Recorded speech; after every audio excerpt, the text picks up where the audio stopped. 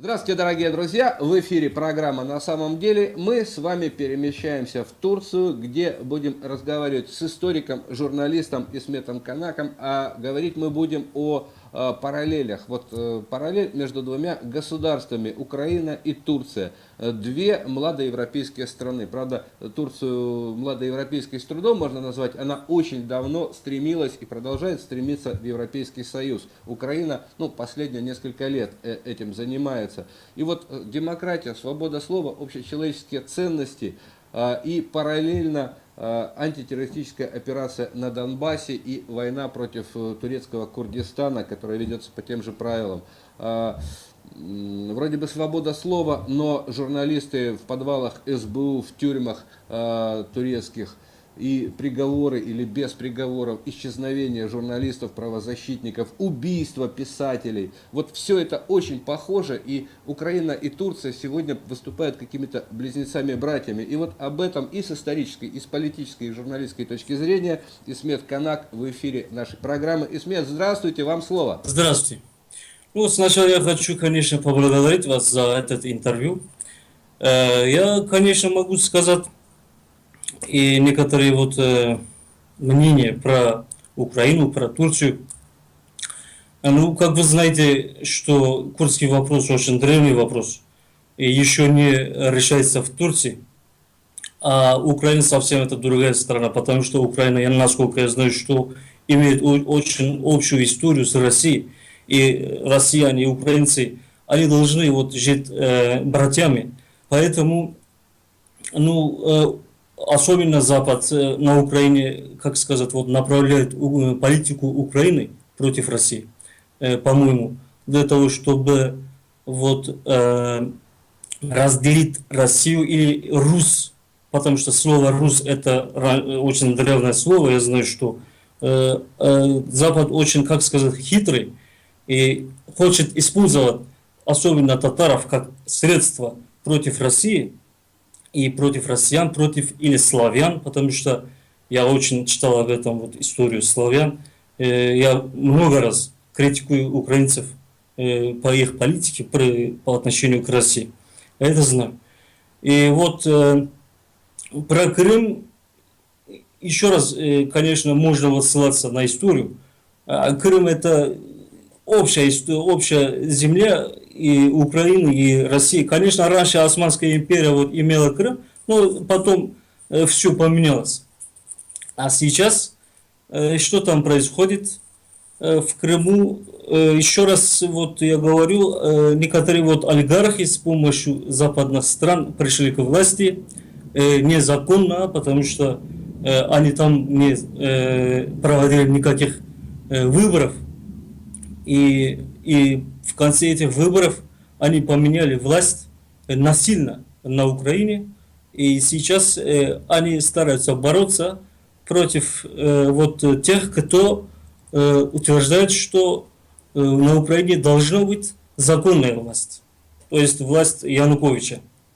А Порошенко и его окружение просто намеренно провоцируют. И особенно меня очень расстраивает тот, что они начали процесс десоветизации Украины. Потому что советская Украина это очень совсем другая Украина. Большевики, они постарались там устраивать такую равенственную систему для украинцев. Я знаю, что с помощью, конечно, украинцев. А Петлуров и Скоропадский, они с помощью западных стран, с помощью Германии, там хотели установить буржуазную систему. Большевики успешно там уничтожили, а сейчас еще раз и проходит такой процесс. Поэтому как сказать, я очень расстроенный. А про Турцию, если мы можем сравнивать курдами с татарами, это совсем, как сказать, они отличаются большим образом, потому что у татаров нет никаких социальных или культурных, у них есть свои культурные или социальные права, потому что в Крыму они живут свободно, да, нет как сказать, собственная республика, но это автономная республика. А курды в Турции сначала вот сейчас просто они просят автономную республику для того, чтобы жить с турками вместе, вот дружно. А татары, зачем они выбирают действовать на стороне западных стран? Зачем? Им, что они потеряли там в Крыму? В Турции курдский вопрос очень древний вопрос. И, во-первых, он классовый вопрос, потому что в государстве у нас пока есть буржуазия, и они используют, они, как сказать, занимаются злоупотреблением, коррупцией и еще вот взяточничеством. И курды оказывают угрозу этим интересам. Поэтому они хотят отделить всех курдов от государства, хотят, они заставляют курдов жить как рабы, заставляют их подчиниться вот власти этих буржуазных, как сказать, хищников, да. Вот. Исмет, смотрите, очень все-таки интересная параллель. Про Донбасс очень много говорят в западных СМИ, во всех остальных. Там почти 2 года ведется война, причем те, кто обстреливает жилые дома, кварталы, целые города, их называют освободителями, героями, им ордена вручают за убийство мирного населения. А в Турции турецкие войска, в принципе, точно так же сейчас, я видел кадры, ужасался, оказывается, об этом нигде не говорят и нигде не показывают, что курдов турецких убивают не меньше, а даже больше. Женщины и дети гибнут точно так же, и количество погибших детей намного больше даже, чем на Донбассе. Но об этом западный мир молчит, они об этом вообще не говорят. Почему так происходит? Да. Запад, я вообще теряю надежду со стороны Запада, потому что Запад имеет сотрудничество с Турцией по поводу членству НАТО, потому что, как вы знаете, Турция это является членом НАТО, поэтому Запад не хочет пока склоняться к дискуссии курдского вопроса, к дискуссии гибели наших невинных людей. Поэтому Турция свободно убивает беременных женщин и детей и старых, а Запад просто там смотрит, и, потому что у них есть свои общие вот интересы на Ближнем Востоке. И Запад очень, как сказать, стремится использовать Турцию как средство, еще раз говорю, вот на Ближнем Востоке. И поэтому Турция вот относится к курдам так грубо и еще очень легкомысленно, вот, равнодушно. Ну, что курды будут делать? Они, конечно, как вы знаете, вот Сератин Демирташ, он много раз присутствовал в Европе, в США, решать этот вопрос, курдский вопрос, политическим путем. Он там призвал.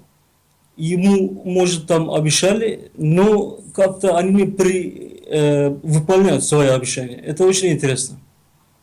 Перед вами там обещают, а вот за вами потом они делают другие вещи. Вот. Поэтому это очень обидно для нас. Вот, после этого мы еще раз решали вот, действовать другим путем. И сейчас вот там идет очень гражданская, это гражданская война, очень сильная такая вооруженная война. Вот. Исмет, смотрите, все-таки вернемся к турецкому народу, к турецкому правительству и к кукловодам, которые находятся на Западе и даже за океаном. Я обратил внимание на то, что вот украинское руководство, которое к народу имеет очень мало отношения, выполняет приказы Международного валютного фонда, руководителей Госдепа США, совершенно не интересуясь тем, как эти приказы повлияют на жизнь своих граждан. И турецкое руководство в лице Давутоглу или Эрдогана тоже идет, в принципе, в фарватере того, что приказывает им Соединенные Штаты Америки. Против Евросоюза, кстати, работают очень жестко. И здесь у меня понимание происходит, что те же самые крымские татары, которые с Мустафой Джемилевым, вот, с Меджлисом работают, получают деньги из турецкого правительства на провокации, на безобразие. И тот же самый Давутоглу или Эрдоган точно так же получил команду от Запада сбить российский самолет над сирийской территорией. Ведь это Турции невыгодно. Это точно так же, как Украине невыгодно брать кредиты от МВФ или бомбить Донбасс, точно так же Турции невыгодно ссориться с Россией, разрушать турецкий поток, отказываться от строительства атомной станции, которую Россия собиралась строить, и там бог знает какие деньги сумасшедшие в это готова была вложить, практически под нулевые проценты. И я просто понимаю, что все зависит, в принципе, от граждан, от людей. Но мы видим, как уничтожают журналистов, которые пытаются говорить людям правду. Вот на ваш взгляд, турецкий народ и украинский народ в случае адекватной подачи им материалов, информации о том, что на самом деле происходит, способен избрать себе нормальную власть, которая будет заботиться не об интересах Вашингтона, а об интересах турецкого народа или украинского народа? Да, ну, и турецкий народ, и украинский народ, по-моему, пока не чувствует, что это информационная война. У них есть, как сказать, такая вражда против России, особенно в Турции. Вы знаете из истории, вот Россия или Османская империя, они очень долго воевали. И сегодня Эрдоган провоцирует, и он делает пропаганду против России для того, чтобы готовиться к президентству. У него есть одна цель, он хочет стать президентом Турции, и поэтому он собирает всех турков под своей крышей, и внутри страны он делает провокацию против России, потому что ему надо вот получить националистические голоса. Вот.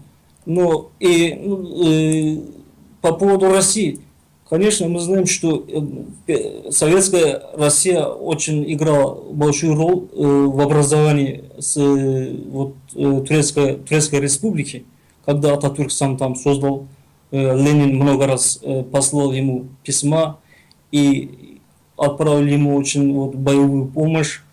Он очень долго поддержал. И сегодня просто Таyyip Эрдоган очень легко портит все эти отношения, и он разрушает сотрудничество так легко. Почти 20 лет Россия постаралась, 20 или 30 лет после распада, после гибели СССР, Россия постаралась, или как сказать, она очень трудилась сохранить все эти хорошие отношения, хорошие связи с Турцией. Но Турция много раз, она портила все отношения, а последний сбитый самолет это был последний пункт всех этих отношений. Но это неправильно. Турецкий народ должен видеть правду. Эрдоган, по-моему, он очень такой балованный, наглый. Он просто искажает истину. И он говорит, что самолет нарушал воздушную операцию. Если самолет воздушную операцию, вы могли бы предупредить, потому что вы друзья, у вас есть хорошие отношения, хорошая дружба с Россией. Вы можете сразу решать этот вопрос без западных стран, без призыва НАТО. Я это понимаю. Поэтому есть такая политика. Но я хочу сказать, что эта политика Эрдогана, политика продолжения исламистской идеологии, потому что исламистская идеология вообще разделяет эти две государства, Российская империя и Османская империя, Он еще раз хочет возродить Османскую империю в нашей земле. И еще его обвиняют, что он занимался злоупотреблением, поэтому он хочет освободиться, он хочет избавлять себя из этих всех обвинений. Поэтому ему надо стать президентом, и он для своих коварных вещей использует вражду против России. Исмет, ну здесь опять-таки параллель с Украиной я усматриваю. Вот что Эрдоган поторопился строить Османскую империю и идти, условно говоря, войной против России, внутри России, создавая Великий Туран, да, мусульман Башкортостана, Татарстана и других национальных республик, там, где мусульмане начали подзуживать, что Украина посчитала, что вот можно сейчас переворот провести, антироссийская риторика, и задавить всех, и сохранить территорию, и плюс еще прирасти Кубанью, Ростовской областью. Они же много говорят, от Сиана до Дона, это все будет Великая Украина. Вот Великий Туран и Великая Украина. Но и там, по-моему, поторопились, и там не ожидали того, как поведет себя Россия, как поведут себя граждане внутри страны. Вот насколько сейчас Эрдоган, рассчитывая на поддержку националистических сил в Турции, сможет действительно победить на следующих президентских выборах при наличии скептически настроенных граждан, которые реально видят, что его правление приносит больше убытков, чем преференций? Да. Ну, Эрдоган что хочет делать? У нас вот политика является, у нас или политики вот проводят свою политику для того, чтобы вот, во-первых, забрать бюджет и казну народу. Это первый принцип. А второй принцип – препятствовать демократическому развитию страны. Вот это два принципа связаны с собой. Потому что если вы препятствуете демократическому развитию страны, вы можете свободно воровать у государства. Вы можете свободно забрать казну, и вы можете воспользоваться народным бюджетом свободно. Вот. Во-первых, это у нас политика вот так проходит. И во-вторых, человек, который приходит к власти, он внутри страны всегда возрождает национализм, и он ведет всегда вот такую прагматичную политику для себя внутри страны. И внешнюю политику он использует как средство, чтобы усилить свою позицию внутри страны. Народ не очень видит. У нас особенно народ, который поддерживает Эрдогана, вообще не читает, не заходит в интернет. Просто смотрит на телевидении новости, ну, телевидение, которое близко к Эрдогану, и там они считают, что правда бывает на этих телеканалах. Вот поэтому народ очень слепой у меня, по моему мнению, у нас в Турции. Вот. И Эрдоган, почему особенно против России так он строгий или жестокий? Потому что у турецкого народа под подсознанием есть вражда против России, по-моему. Особенно националисты много читают из истории. Раньше в кавказских территориях, или в Крыму Османская империя, Россия сделали много войн, и националисты читают об этом. Они очень враждебно относятся к России, и Эрдоган знает, что у них есть такая вражда. Он хочет получить их голоса и вот направляет их под этим путем. Нет, время наше, к сожалению, заканчивается. Вот я для себя делаю вывод, что турецкая, что украинская власть играет на низменных струнах душ своих сограждан, на жестоких животных каких-то инстинктах, вместо того, чтобы сказать: ребят, ну вот давайте повышать уровень жизни, создавать нормальную экономику такую индустриальную. Вместо этого людей отвлекают от реальности внутри страны и пытаются им заместить ее фантомными болями какими-то, мечтами несбыточными о великой Украине, либо великой Османской империи. Они были когда-то в прошлом, Османская империя была, но сегодня мир совершенно другой, сегодня другие приоритеты. И если ты хочешь построить мощную великую страну, то, наверное, начинать надо внутри страны, сделать свою страну такой, чтобы другие мусульманские территории сами очень-очень захотели примкнуть, присоединиться, а там через 100, 200, 300 лет другие политики уже будут решать эти вопросы на каком-то своем уровне. Но нет, эти торопятся, им надо сейчас решать свои политические собственные вопросы, амбиции играют. В итоге мы видим войну на Украине, войну в Турции. И Украина сегодня стоит очень близко к тому, чтобы потерять свою государственность и распасться.